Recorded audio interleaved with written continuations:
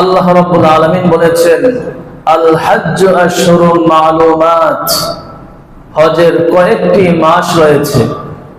তো হজ তো মাত্র 5 দিন, এর কয়েকটি মাস, তার মানে হচ্ছে হযরতে আব্দুল্লাহ ইবনে ওমর রাদিয়াল্লাহু তাআলা আনহু তিনি এই আয়াতের তাফসীর করেছেন, ব্যাখ্যা করেছেন যে হজ মূলত 5 দিন হলেও এর কার্যক্রম বা এর মৌসুম হচ্ছে 3 মাস। সুবহানাল্লাহ বলেন।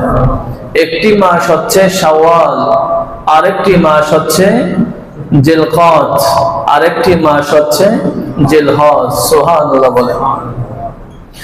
ইতিমধ্যে বাইতুল্লাহ শরীফ জিয়ারত করার জন্য, হজ করার জন্য লক্ষ লক্ষ মানুষ সারা পৃথিবী থেকে, বিভিন্ন কান্ট্রি থেকে, বিভিন্ন দেশ থেকে তারা রওনা হয়েছেন।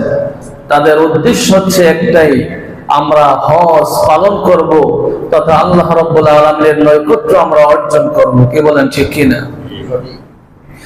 তো এই হজ এর আবিধানিক অর্থ হচ্ছে আল কসদু আল ইরাদাতু, যার বাংলা অর্থ হচ্ছে ইচ্ছা করা, সংকল্প করা।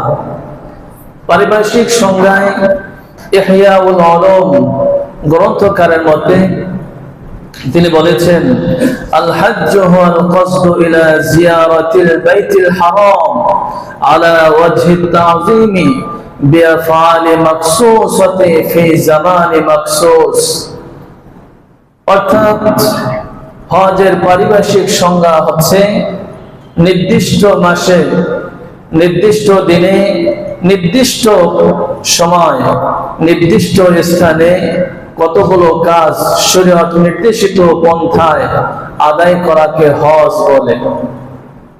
হজ সম্পর্কে রাসূলুল্লাহ সাল্লাল্লাহু আলাইহি ওয়াসাল্লাম তিনি অনেক আলোচনা করেছেন, অনেক হাদিস রয়েছে। আল্লাহ রাব্বুল আলামিন হজ সম্পর্কে অনেক ঘোষণা দিয়েছেন।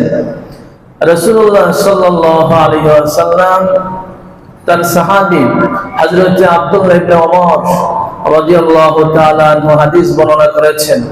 হাদিসটি মুসলিম শরীফের ভিতরে উল্লেখ করা হয়েছে। রাসূলুল্লাহ সাল্লাল্লাহু আলাইহি ওয়াসাল্লাম বলেছেন, বুনিয়াল ইসলামু আলা খামসিন শাহাদাতি আল্লা ইলাহা ইল্লাল্লাহু ওয়া আন্না মুহাম্মাদান আবদুহু ওয়া রাসূলুহু ওয়া ইকামিস সালাহ ওয়া ইতাইজ যাকাতি ওয়াল হজ্জি ওয়া সাওমি রমাদান